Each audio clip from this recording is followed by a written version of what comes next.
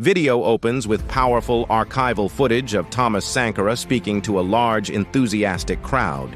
The mood is hopeful and energetic. Have you ever heard of a leader who lowered his own salary, banned government officials from flying first class, and planted millions of trees with his own hands?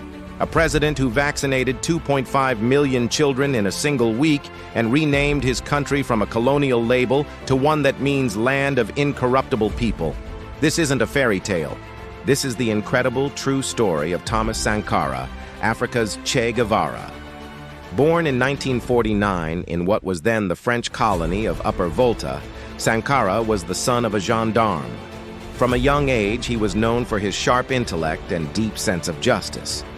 He chose a military career, but not for the reasons you might think. For Sankara, the army was a path to serve his people and understand the structures of power that kept them impoverished.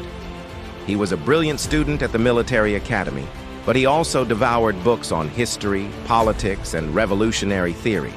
He was a skilled guitarist and a charismatic figure who could captivate any room. His fellow officers didn't just respect him, they were inspired by him.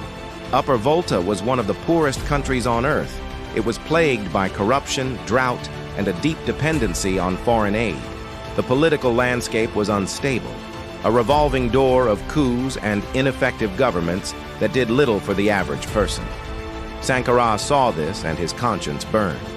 He believed that his people deserved dignity, self-sufficiency, and a future they could build with their own hands. He wasn't just a soldier. He was a visionary who saw a different path for his nation and for Africa. In 1983, at the age of just 33, Thomas Sankara came to power in a popular coup. But this wasn't just another power grab. From the moment he took office, it was clear this was something entirely new. He declared a revolution. Not a revolution of guns and violence, but a democratic and popular revolution. His first act was to rename the country Burkina Faso, which means land of incorruptible people in the local languages. This wasn't just a name change, it was a declaration of a new national identity, free from its colonial past. Sankara's government immediately got to work. His policies were radical, swift, and aimed directly at improving the lives of the poorest citizens. He launched a massive public health campaign. In one of the most astonishing public health feats of the 20th century, his government, with the help of volunteers, vaccinated 2.5 million children against measles, meningitis, and yellow fever in just a few weeks. Infant mortality, which was one of the highest in the world, plummeted. He declared war on corruption. He sold off the government's fleet of expensive Mercedes cars and made the Renault 5, the cheapest car sold in Burkina Faso at the time, the official vehicle for all ministers. He slashed his own presidential salary to just $450 a month and forbade the use of government chauffeurs or first-class airline tickets by his officials. He famously said, "He who feeds you, controls you." With this philosophy, he launched ambitious programs to boost food security. He redistributed land from feudal landlords to the peasants who actually worked it. Within a few years, Burkina Faso went from being dependent on food aid to achieving food self-sufficiency, producing enough grain to feed its entire population. Sankara was also a pioneering environmentalist, long before it became a global trend. He recognized the threat of desertification from the expanding Sahara Desert. He launched a massive reforestation program with a goal to plant 10 million trees to halt the desert's advance. He didn't just order it done. He was often seen, sleeves rolled up, planting trees himself, inspiring a nation to follow his lead. Perhaps one of his most revolutionary acts was his unwavering commitment to women's rights. In a society that was deeply traditional, he outlawed forced marriages and female genital mutilation. He appointed women to high positions in government and encouraged them to work outside the home and join the military.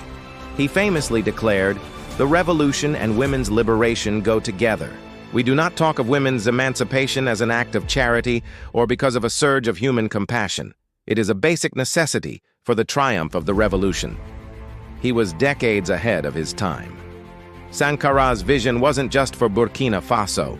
He was a powerful voice for Pan-Africanism and a fierce critic of what he saw as neo-colonialism.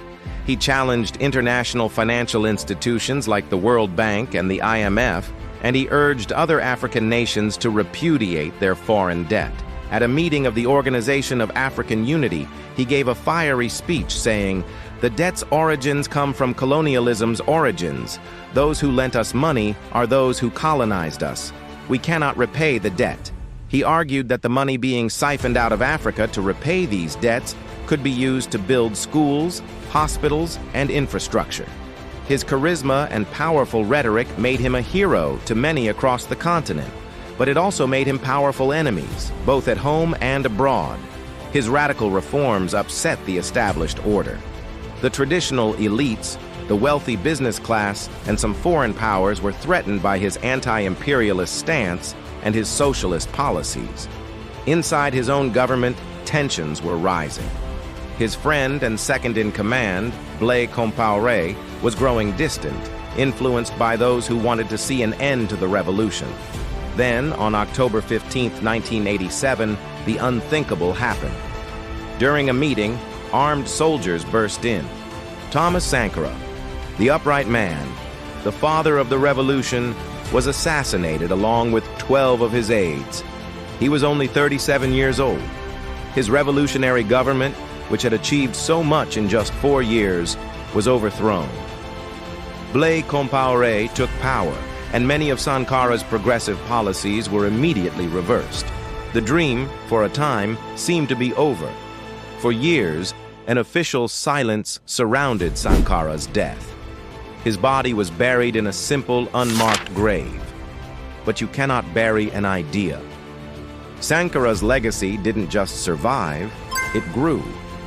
He became a martyr for justice, an icon for youth movements across Africa and the world.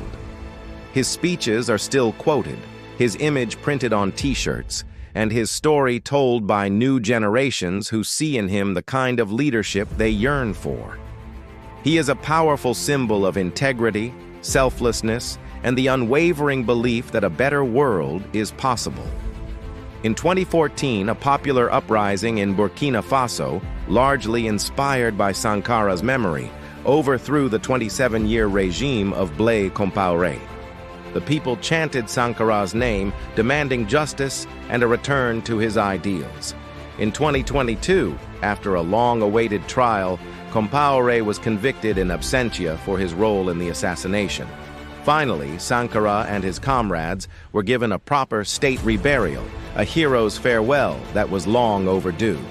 The story of Thomas Sankara is a story of incredible achievement, profound tragedy, and enduring hope. In just 4 years, he showed what is possible when a leader truly serves their people. He proved that a poor nation, through its own will and hard work, could stand on its own 2 feet. His life was cut short, but his revolution of the mind continues to inspire millions. He reminds us that leadership is not about wealth or power, but about courage, integrity, and a deep love for one's people. What do you think? Could a leader like Sankara succeed today? Let me know your thoughts in the comments below. His story is a powerful chapter in world history that deserves to be told and retold. Thank you so much for watching. If you found this story as inspiring as I do, please give this video a thumbs up and consider subscribing to the channel for more stories of incredible figures who changed the world. See you in the next one.